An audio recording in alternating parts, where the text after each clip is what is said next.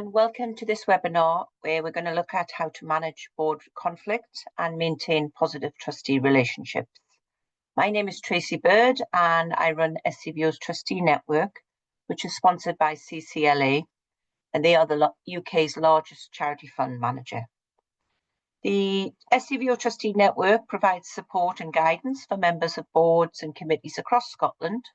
And if you join the network, you can find information and news on relevant topics with regular e-bulletins and webinars like this. And you can also access one-to-one support and resources. So thank you for coming along today. And while everyone is joining, do take the time to introduce yourselves in the chat and tell us, what do you think is the main cause of board disputes? Do you think it's poor communication, conflicts of interest, personality clashes? Let us know in the chat, and this also helps us test that everything's working as it should be. Just to note, we've got closed captions enabled today, but you can turn them off at the bottom of the screen, and we're recording the webinar. But if you do have any kind of confidential issues you want to discuss and would rather not do that in this session, you can get in touch afterwards with us. And we'll be sending out all the slides to you in a follow-up email. But do put any questions you'd like to ask in the chat, and we'll certainly have time to look at these at the end. And I'm delighted to be joined today by Scottish Mediation's May Millward, and she's worked with SCVO for the last 10 years on the Third Sector Mediation Service. And this has helped many organisations find a way through tension and conflict. And May will be sharing her experience of how to manage conflict and maintain good board relationships. But before I hand over to May, I'm just going to highlight a few practical ways to help build a positive board culture.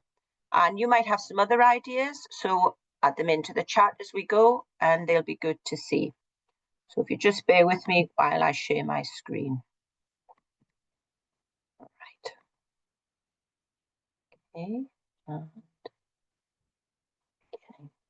Okay. Right, hopefully you can all see that. Rhonda will tell me if you can't. So I think a good place to start with, hang on, I've just lost my slides. Where have they gone? Sorry, bear with me. Don't know what happened there. I'm going to start again. Bear with me.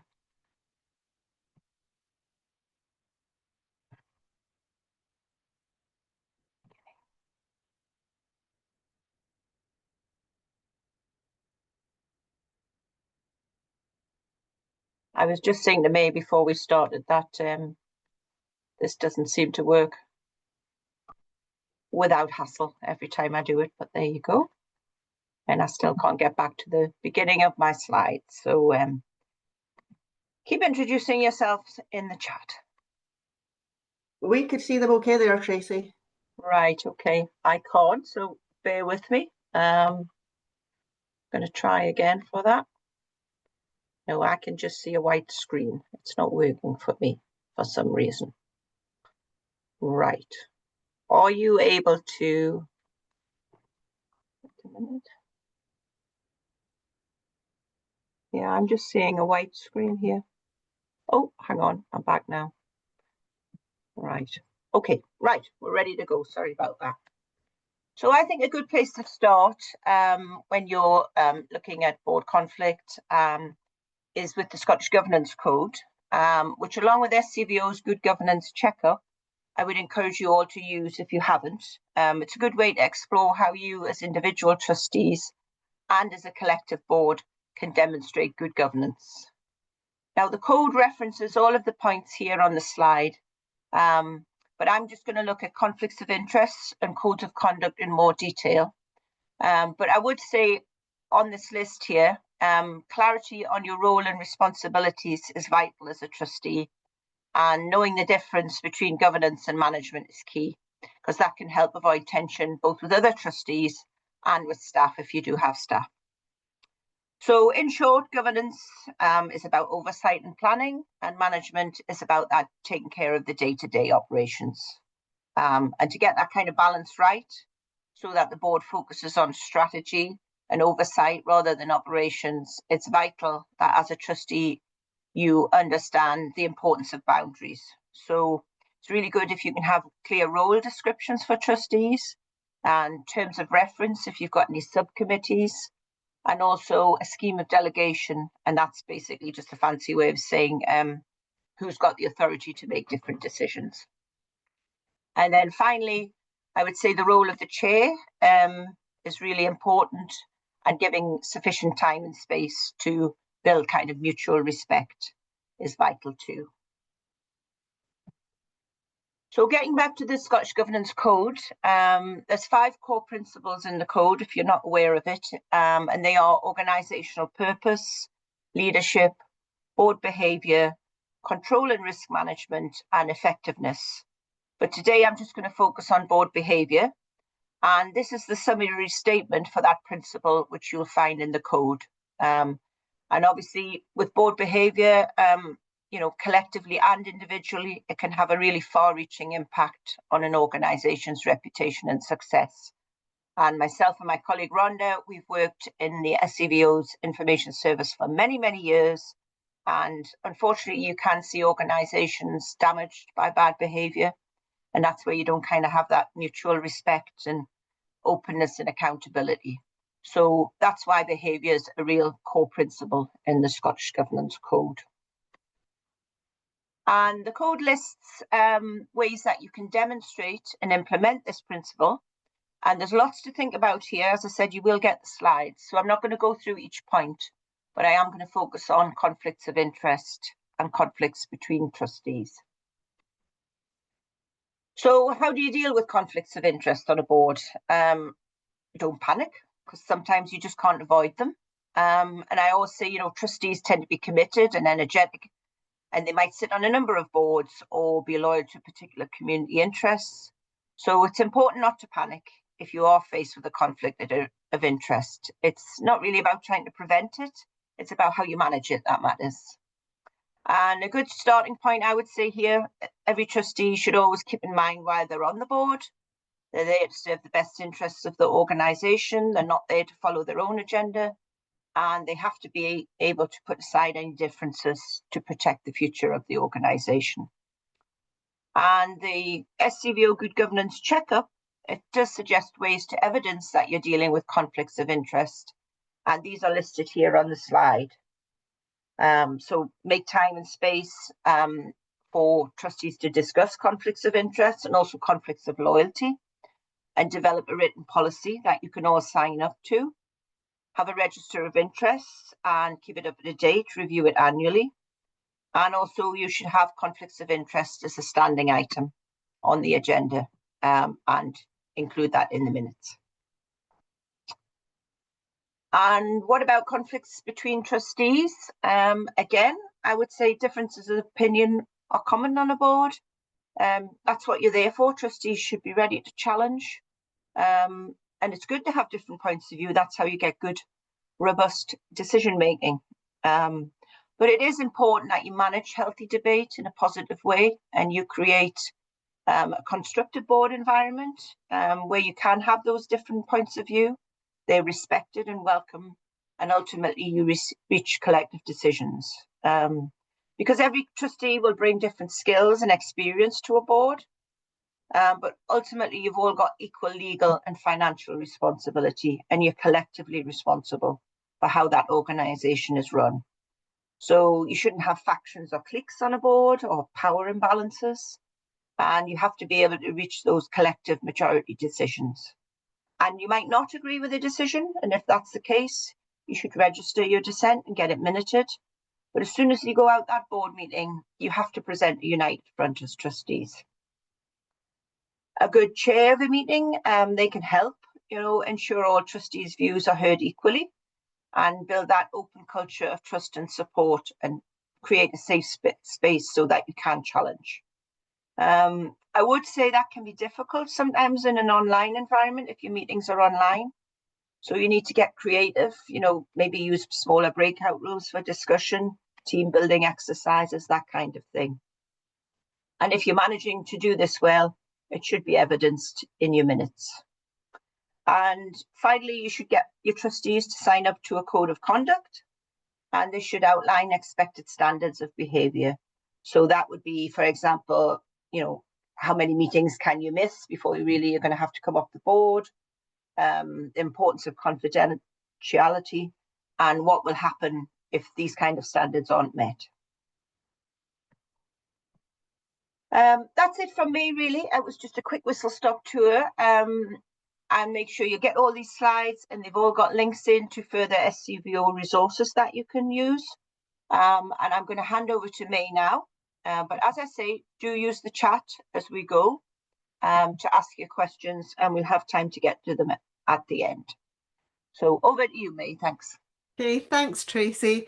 Hello, everybody. Nice to see one or two folks that I recognise in there.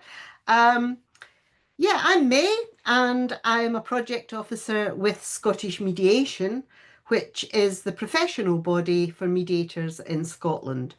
10 years ago, I set up a mediation service for charities and voluntary organisations, and that's still going strong. And I also run conflict management workshops.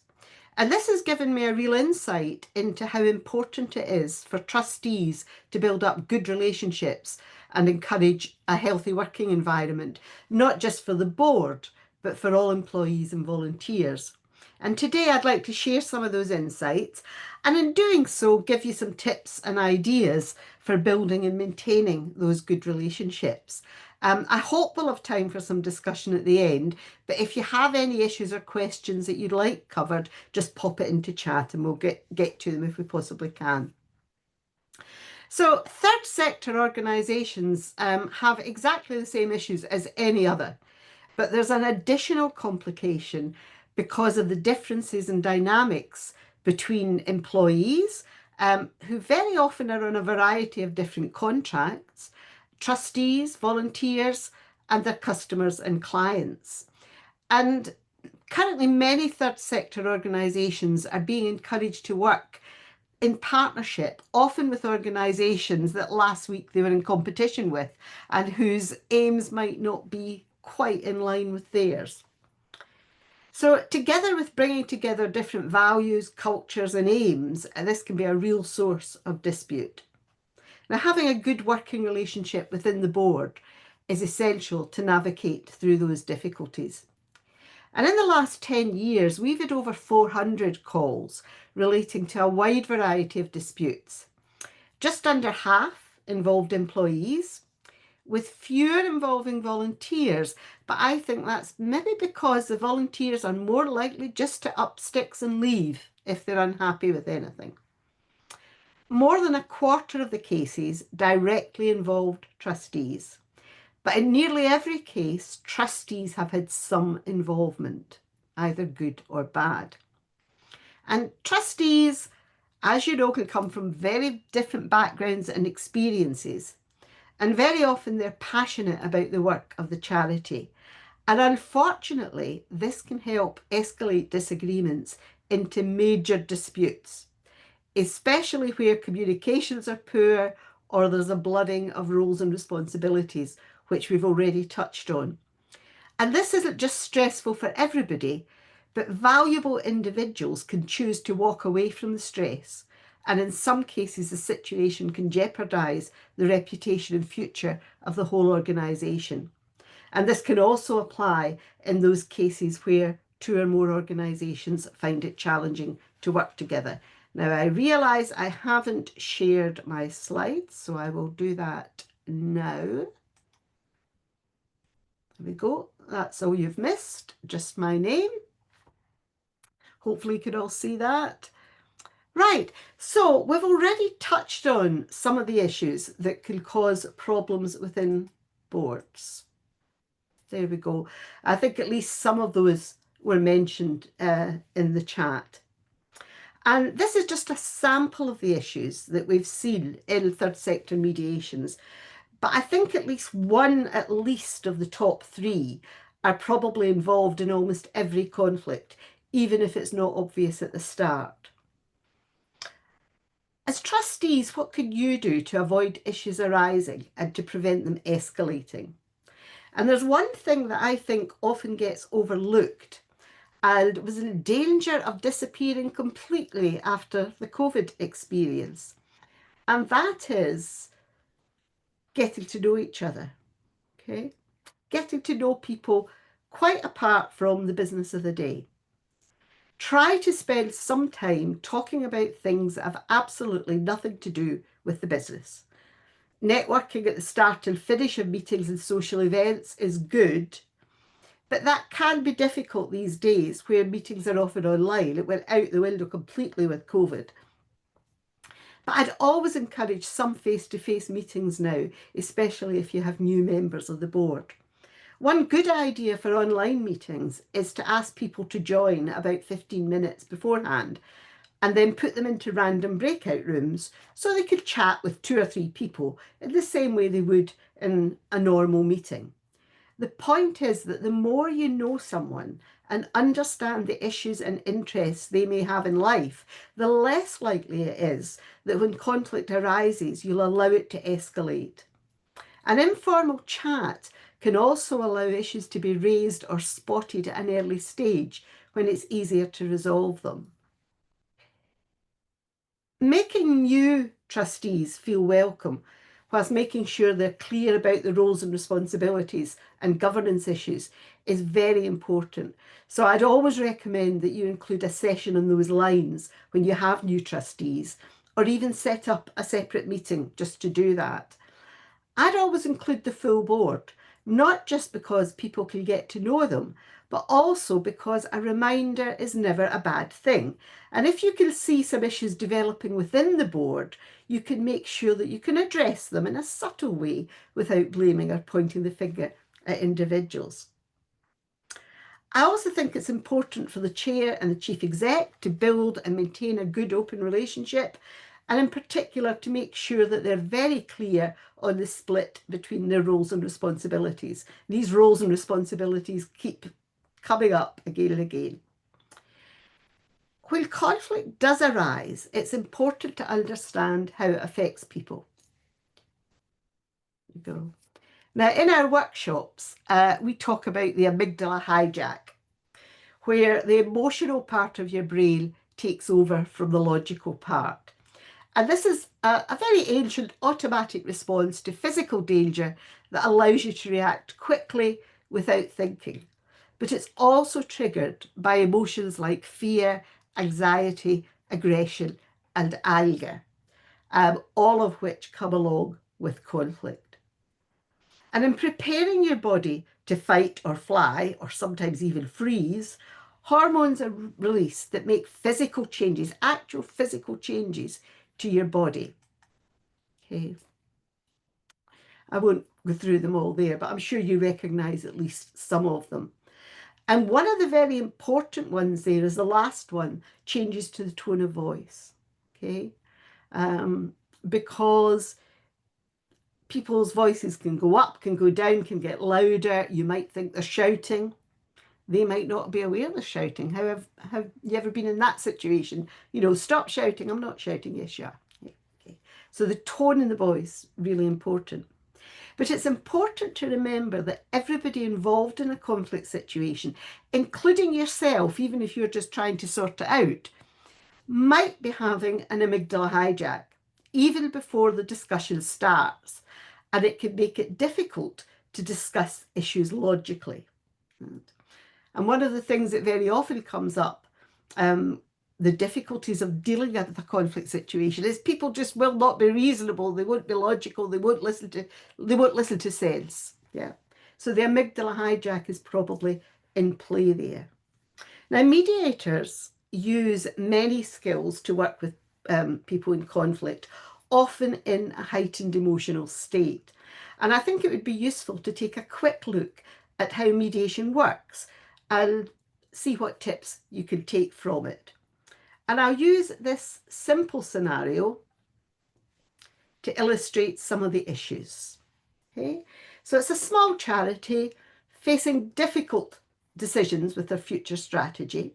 They've got a newish chair and a very long established secretary who have very different versions of what the future of the charity should be.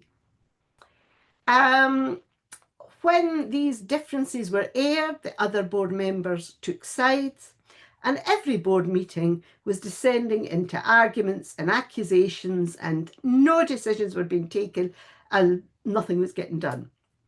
Both parties were completely stressed and couldn't see a way forward, while the other one remained in post. So the solution that they thought, both of them, was get rid of the other one. So I'm going to follow the mediation based on that simple scenario.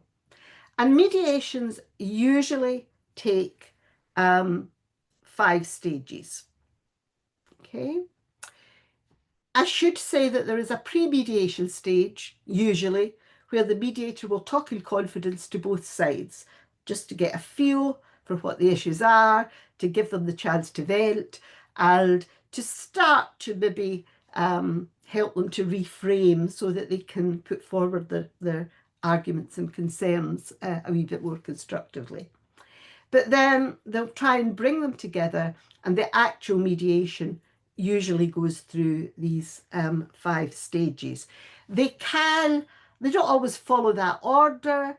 They can go round in circles sometimes, but nearly every mediation you'll come across will include those 5 stages at one point or another. And I'm going to go through them one at a time. So the first one is the simple one, the ground rules. And one of the first things that a mediator does is to create a safe environment where people feel that they can talk freely and confidentially without worrying about repercussions. And making sure that your organisation has a clear route for people, including board members, to raise concerns in confidence is a good first step. If you can foster and demonstrate a supportive, non-judgmental and no-blame culture that will also allow differences and issues to be aired at an early stage when they're easier to resolve, that is great. Treating each other respectfully is also important, and you can encourage this generally within the organisation and the board by setting an example of behaviour standard yourself and challenging and nipping in the bud any persistent poor behaviour. Now, while this naturally falls to the chair, if they don't pick it up, don't just leave it, right? And similarly, if the problem is the chair, then you may need to tackle that. Discuss it with them if necessary. And everybody in the board has a responsibility to do that. Don't just leave it down to the chair.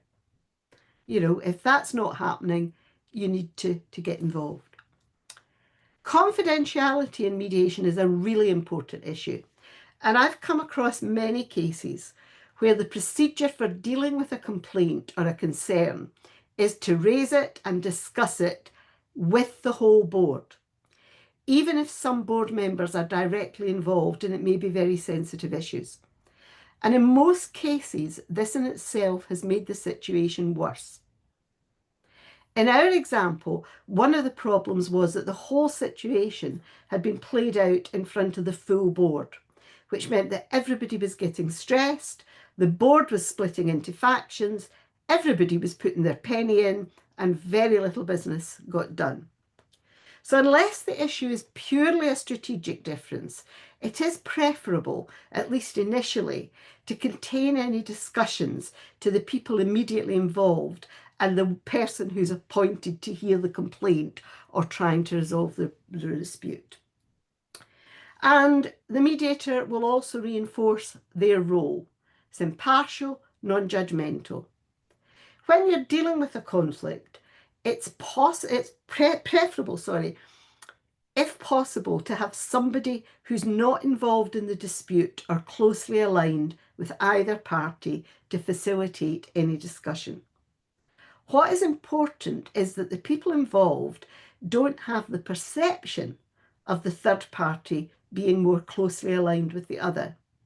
And even if you think you can overcome that and act fairly, it's the perception that you might not that might be a barrier to getting things resolved. Okay, so think carefully about who is actually going to try and help resolve this situation. And make sure that if it is you, everybody involved, including yourself, understands your role in helping them to resolve the conflict, okay? And that you're not there to judge or to take sides. That's very easy if you can bring in a professional mediator who nobody knows. It's much more difficult if you're trying to resolve the conflict informally within the organisation, but worth trying. So the second step is uninterrupted speaking time, which sounds pretty straightforward. And in mediation, this is done in a joint session so that both people can hear the other side's story. But it might be better for you to hear the stories separately, at least in the first instance. It's very important for people to feel that they've had the opportunity to tell their story, put their case, and that it has been listened to, okay? And I know that Tracy mentioned in her section the importance of listening to each other.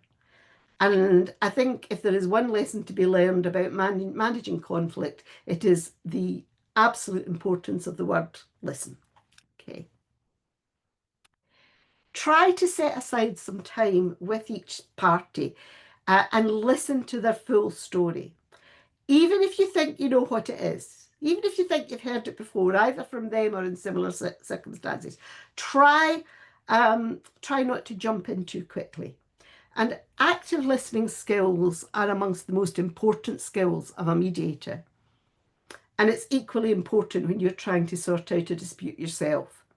Remember that the aim is to hear what they have to say. All the time you're talking, you're not listening. Right? Tom Hanks came up with a little saying that I really liked, which is wait, why am I talking? Okay, and I use that a lot myself. Wait. Try not to interrupt too much or jump in with quick solutions. As I've said, allowing people to vent is very important. And if you can do that calmly without too many interruptions, you can find that they may start to run out of steam a bit, and it puts them in a much better frame of mind for the following discussions. Now, in our mediation, neither party had actually heard the full story from the other because every exchange had quickly got heated or resulted in one party just shutting down and moving off. So both sides get the opportunity to put their case without interruption. The third stage is the meat of the mediation, okay, the exchange or the discussion. And in mediation, this usually involves the mediator facilitating a discussion between the two people. You might want to do this in separate sessions with each, depending on your confidence level in dealing with these sorts of situations. The problem is that people in conflict will have their own strong view of what the situation is, what they want out of it, and what the best solution for them might be. And we call this starting point their position, and it can be very deeply entrenched. So in our case, the positions were the chair thought the secretary's a troublemaker, stirring up discontent, disrupting the board. He's completely unreasonable, and there's no way I can work with him. If he doesn't like the way I do things, he needs to step down. And the secretary thought the chair's a bully, steamrollers over everybody at meetings, and is stopping the charity progress. If she doesn't go, I will, and I'll take the rest of the board with me. So that's our two positions. Now, they may well have gone over these positions many times. And each time they do, they get a bit more entrenched. Now, you will probably want to clarify some facts, but be aware that that is concentrating on what's happened in the past, okay? And that can't be changed, right? And it can, in fact, just reinforce these positions because every time somebody goes over their position, they get a little bit more entrenched, right? To find solutions, you need to find some common ground and shift the focus onto the future. And as both parties are likely to have very different positions, it could be difficult to work out how to find that common ground. And to begin to do that, you need to identify their interests. And these are the underlying reasons, desires, or motivations that explain why somebody is taking that particular stance. And these interests are not always obvious, and they're not always presented as part of their case. So some underlying interests might be the chair. This is her first role as a chair. She really wants it to be successful. She needs to ensure that the charity can afford any proposed changes and that the charity isn't drifting away from its core purpose. And she wants to make the board meetings more effective than she's found them. The secretary has built up a lot of knowledge and experience, and he wants to use that, and he wants that to be recognised. He believes that the charity needs to change to remain relevant. He'd a very good relationship with the previous chair, and that gave him a lot of influence with the board. Now, once you identify these interests, you can usually see areas of shared interest that could be a useful basis for finding a solution. And in the third sector, one common underlying interest is that both want the charity to continue and to thrive, and both want to do what's best for their client group. And that was certainly the case for this chair and secretary. Now, driving these positions and interests are some basic human needs, which in our workshops we call flashers. Please do not Google during or after this session. You will see things you don't want to see. You might even get arrested. We made this up. You won't find anything else about it. And what we call flashers are these basic needs that we all have from time to time in various degrees. Being treated fairly is huge. To feel that you've been treated fairly. There's that listened word again, really, really important. And to know that you're being listened to and that your concerns are being acknowledged. Status is quite important. People usually deny that, but it is. Either within the board, but also we're all human beings. We've got different status. We're parents, grandparents. We may have other voluntary work. We may have other work situations, may do all sorts. Status is important, so it's important not to undermine that. Being heard, the other side of being listened to. People's self-esteem is very important. If anybody walks away feeling undermined or belittled, that's not good, and your solution is not going to work. Mutual respect, we've already said, is really important, to feel that you're being treated with respect. And security is a basic human need, and that may be job security if we're talking about employees. Okay. So in our case, the chair felt that she was being treated unfairly because the secretary was going behind her back and she didn't feel her status was being respected. The secretary felt that he wasn't being listened to or treated with respect and that his views were not valued. Now, when these needs are not met, it can drive and fuel the conflict and can add to all the negative feelings that conflict brings. So it's very important to take them into account. So to recap, we've got the position, what somebody believes the situation to be, and what they think the solution might be. Underlying that, you've got their underlying interests. And underlying those and driving them are these basic human needs. Okay?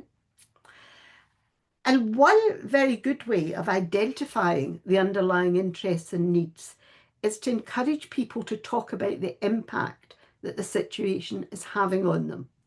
And this brings the focus into the present, and it's also one of the most powerful tools in conflict resolution.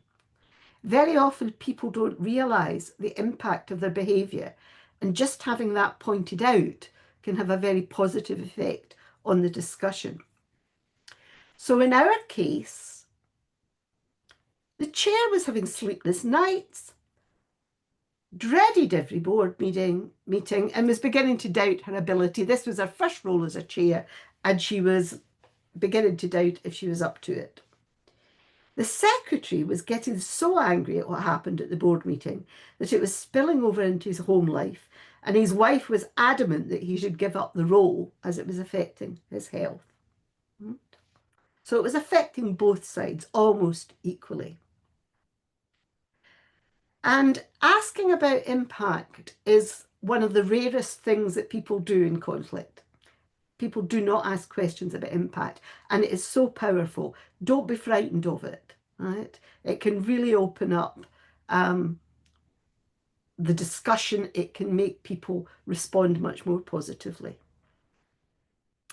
Now, another important factor is that everybody, there we go, everybody is likely to have a different perception about what's happened, because we all see the world from a slightly different point of view. And in this picture, both parties see the same object, but from a different angle. And because of this, they can assume that the other party is lying. And once this is introduced into a disagreement, it immediately makes it much more difficult to resolve. And in our case, the chair and the secretary had very different views of the priorities of the charity. And one of the key skills in resolving conflict is helping people to at least understand other perspectives. They don't have to agree. That's really important. You'll never get them to agree. They don't have to agree, but just realise that the other party may reasonably see things differently. And remember that that includes you. Okay? And one tool that mediators use for this is called reframing. And that's a technique that can take some of the heat out of the discussion. And it can also give people an idea of how to express their concerns more constructively and clarify what's important to them. And you might remember I said that a mediator might do that at the individual meetings, might start to do it at the individual meetings before the mediation actually started. And the simplest form of reframing is, I'm not going to sing it, but accentuate the positive, eliminate the negative. And there may be one or two amongst you that are old enough to remember that and Bing Crosby singing it. If not, Google it. It's a nice wee tune and very good words. So quite simple. Just restating people's statements using more neutral or positive language without altering the core meaning can be helpful. So for example, you want to focus on the future and on solutions, not problems. So instead of, he's caused all sorts of problems, you might say, how can we ensure this doesn't happen again in the future? Move away from blame to needs. Instead of, she never listens and just pushes her ideas, you could reframe as, you feel unheard and want your concerns addressed. Okay. Breaking down negatives into specific behaviours is a particularly good one. In conflict situations, words get bandied around like bullying, laziness, intimidation, aggression, right? And if you can break those down into asking what specific behaviours that's describing, it can go a long way to leading you through to solutions. Nobody thinks that they're a bully or lazy or incompetent, right? And calling them that is likely to trigger a defensive aggressive response. You're a bully. No, I'm not. Yes, yeah. You're not going to get anywhere.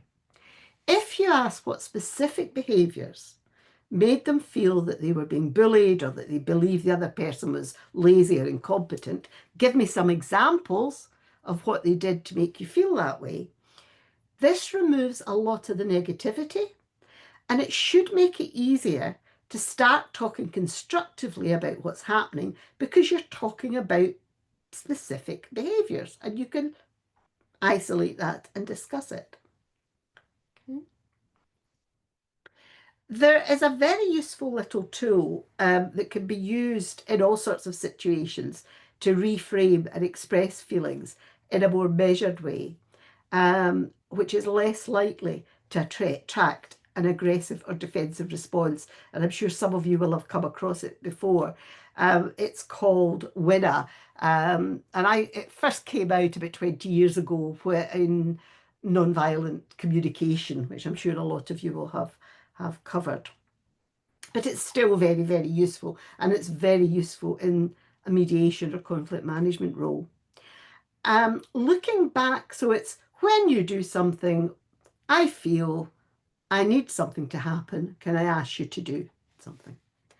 And looking back at our case, the mediator was told that the chair is a bully and just steamrollers over everybody else. And when the mediator asked for examples of the specific behaviours that this was describing, one of them was that the chair continually silenced people by raising their hand palm first at them during the meeting. So the mediator encouraged the secretary to use WINA during the exchange to express his feelings. So when you hold up your hands towards me to stop me talking in a board meeting, I feel frustrated, angry, and humiliated. I need you to listen and understand what I'm saying. Can I ask you not to silence people with that gesture and to let people have their say? Now, the chair was horrified because they hadn't realised that this gesture was so irritating and offensive. She'd picked it up from a previous chair in another organisation who she thought was good. And she thought it was an effective way of controlling the meeting, stopping people hogging the discussion and rambling on and keeping it to the point. So she was using it as a legitimate management tool. But she took this on board without the defensive aggressive back answer, which would have been a reaction to being called a bully in the first place. So it's a really interesting little technique. And if you haven't come across it before, do try it out a few times. Because once you get it into your head, you can find you use it in all sorts of different circumstances. It does even work with teenagers, I am assured. So, you know, if you're continuously shouting at your teenagers because they've got mucky bedrooms, it can be used in those circumstances too. So going back, we're going through the 5 stages of mediation. So we've had the ground rules, we've had uninterrupted speaking, and then we've had this exchange. And once you've heard the full stories from either side, you then go on to exploring options, looking for a solution. And it's a good idea to set out exactly what the issues are. And a mediator very often will use a flip chart for that. This allows you to tackle them one at a time and not get bogged down. But more importantly, it also ensures that both sides agree on what the issues are, which surprisingly often they don't. Okay, so very useful step just to make sure that everybody understands what the important issues are. And very often by the time you get to this stage in a mediation, some of the minor issues will have fallen by the wayside and you'll be down to the really critical ones. Try and pick the easiest one first, right? Go for a quick win, because that adds some positivity and it gives a wee bit of encouragement to the process. So, well, we've managed to sort that out. Maybe we'll be able to sort out these bigger issues. And by focusing on impact and goals, you should be able to start to identify some shared or complementary interests. And these in turn should generate some ideas for potential solutions. Now, another wee tool that we talk about in our workshops is stop, start, continue. And this can be really useful in all sorts of situations. And it usually produces some ideas about solutions. And because you're asking about something positive, something to continue, it means that they must be doing something right. So they put a wee bit of positivity in there. Okay. So you're asking both sides, something that they can stop, start and continue, and something that the other party could stop, start and continue. Now, in our case, the secretary wanted the chair to stop interrupting so much, to start to listen and consider other points of view, and to continue to represent the charity locally and politically, because that was a strength. The chair wanted the secretary to stop talking to other board members behind her back and encourage them to oppose her plans, to start to make constructive suggestions as to how the plans could be improved, and to continue to draft fundraising applications for the charity, because that was a very useful skill that he had. So this highlighted the communication issues, but it recognised that both had complementary skills that were of value, and it showed a shared interest in moving the charity forward. Now, solutions are much more powerful if they come from the parties themselves, rather than being suggested or imposed by anybody else. And this is one of the secrets of mediation, because the mediator helps the parties to work things out themselves. They don't give solutions. The mediator doesn't make judgments or solutions. So try not to jump in too quickly with suggestions or solutions, even if you think you know what they are, but encourage people to come up with them themselves, because it will stick much better if you can do that. Solutions need to address the underlying interests that you've identified, but they also need to take into consideration those underlying needs, right? So if anyone comes out of the process feeling that some of these needs have not been satisfied, oh, that's all very well, but I still don't think it's fair, still don't think they've listened to me, it's unlikely that even if you come to an agreement, that it will stick. Okay? So stop talking about agreement. That is the final part of the mediation. And a successful mediation ends with an agreement, and it will include the actions that both parties have agreed to, and the mediator will try and ensure they're smart. Most importantly, as mediation is completely confidential, an agreement about who can be told what has to be agreed. And it also includes something about what people should do if the same sort of issues arise in the future to prevent it escalating again. So both of those are also worth considering in any informal process. So in our case, the agreement included the chair to stop using that hand gesture, secretary to bring issues directly to the chair. I won't read it all through. You'll have the slide yourself. You can see them all, but it's looking at the practical things to do, and then what they were going to tell the board, so what other people need to know, and what they'll do in the future if similar issues start to arise, which they will, sure as fate. Okay. So I hope that quick trot through a mediation, obviously a very simple example, has given you some ideas of how you can build strong relationships and deal with conflict within your boards. I've mentioned our Third Sector Mediation Project. You can find out more about mediation on our website, and there's some case studies on there as well. If you have an issue that might be helped by mediation, the first step is to call the Scottish Mediation Helpline or our email. Obviously, you have these slides, so you'll have this all available, but you can just Google Scottish Mediation and you'll find us. We'll discuss the case with you in complete confidence and give you information on the mediation process. If the mediation is appropriate, which it usually is, there's very few cases which are not appropriate for mediation. And most importantly, both parties are willing to participate, which is the biggest barrier to mediation, I have to say.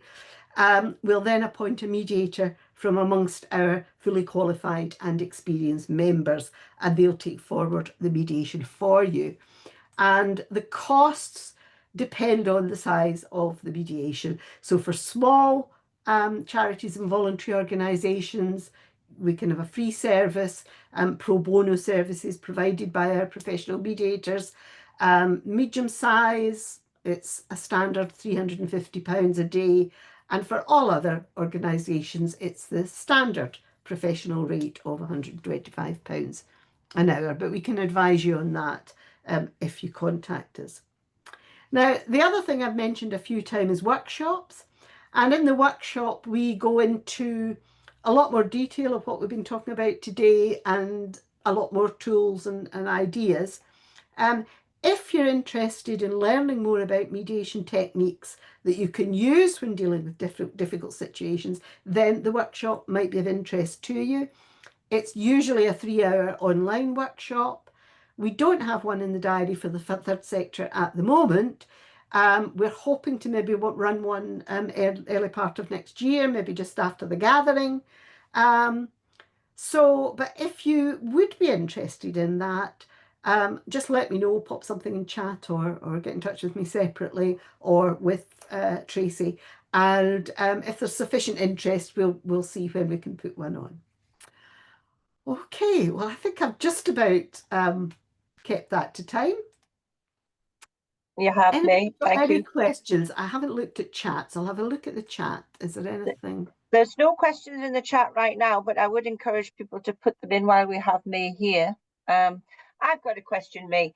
Uh-huh. I think we live in an increasingly polarized world, and certainly in my job, I get a lot of phone calls from trustees, from a chair, sometimes from a chief exec, where there's a clash. Often the immediate response is, I'm going to get a lawyer involved. Often lawyers can't help. It's not a matter of law, or they go straight to Oscar. So I would encourage people to think about mediation. But what if you've got one party, they're adamant it's not mediation, it's not going to sort this? You've really got to have both, haven't you, that are coming to the table You willing to have to discuss. have both. And as I hinted at there, that is the biggest barrier for success in mediation. Once you get people into mediation, the success rate is usually, by any measure, at least 80 or 90%, which is incredible considering the issues usually come to us at a late stage when it's pretty intractable. But the big difficulty is getting both parties to agree. And mediation only works if it is voluntary, it's completely voluntary. There are ways that you can encourage people to do that. And I've actually, I've just drafted a paper. I'm not sure if I sent you an early draft, Tracy, but we've drafted a paper looking at that, what the barriers are and how you can overcome them and how you can encourage people to take mediation. It's not straightforward.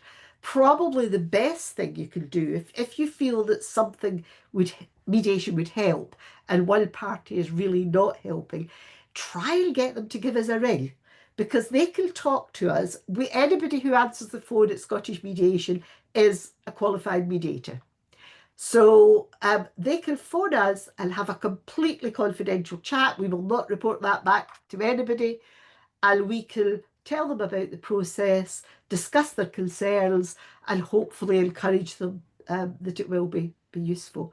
The other way of encouraging people is, okay, are you happy with the situation as it is? We really need to get out of this somehow. If we don't do mediation, what are you going to do? As you've said, lawyers, legal recourse is not always the answer. And even if you do go down that route, there's no guarantee that you will get what you want out of it, even if you're successful.